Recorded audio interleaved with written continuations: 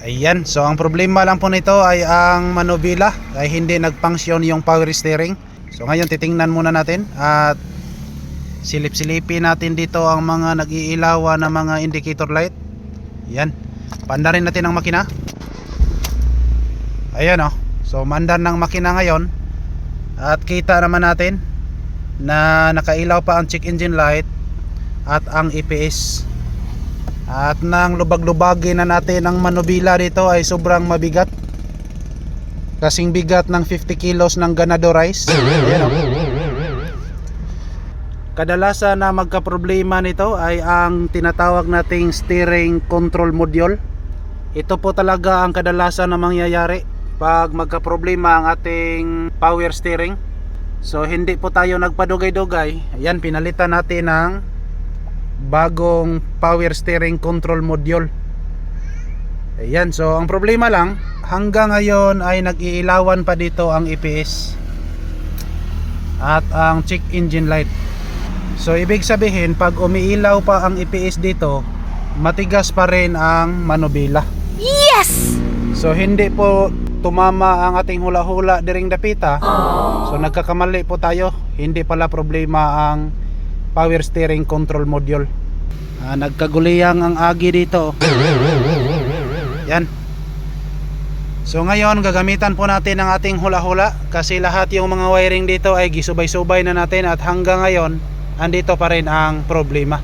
Papawisan na naman tayo ng maraming singot rito sa paghanap ng mga engkanto kung saan yan tumatago. Halos lahat ngayon mga kalbularyo ay gi-raise up na natin. So ngayon ang gagawin po natin dito ay ipalabas natin ang ating mahiwagang libreta. Ayan, Derek Rams, kuha ang libreta Derek Rams. Wow! Ayan, dahil sa wala na tayong ibang nagagawa rito, ito na po ang last option natin. Magpalaban talaga tayo sa ating libreta.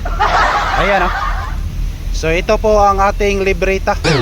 Libreta sa albularyo, Butikaw chart. So ito po ang mga possible causes. Number 1, wiring problem, corroded harness socket, fuse box lost contact, ECU, RPM signal. At dito po sa ika-6, hands up, surrender na albularyo, patay. Mangunay man ang libreta na to. So ngayon mag-proceed po tayo sa Butikaw. Butikaw, di ba ikaw? Wow! Matay, ECU man ang gipuntaryan eh. Tapos po na to be. Butikaw, di ba ikaw?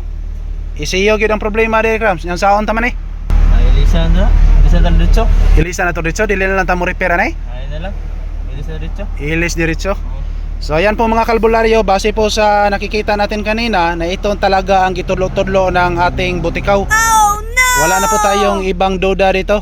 Diretso na po tayo sa ECU kasi ito lang po ang tanging gitudlo-tudlo ng libreta natin ngayon. Alright, here we go. So ito na po ang ipagpalit natin. Yan o. Para magkaalaman na kung ito ba talaga ang problema.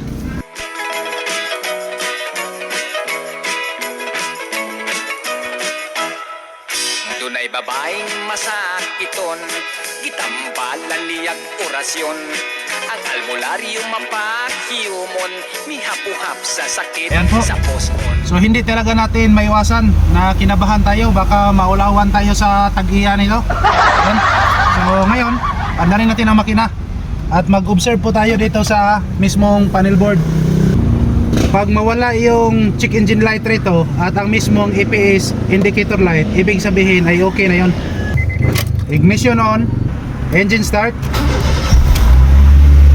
Ayun, ayan o. So nawala na ngayon ang dalawang indicator light na lumalabas kanina. So i-try natin galawin ang manubila. Ayan o. Sobrang malambot na ang manubila ngayon. Wow! Hindi talaga nagkakamali yung libreta natin. Yan talaga ang sikreto ko. Pag hindi na makukuha sa aking hula-hula, libreta na ang mag-diagnose mismo kung ano lang ang problema.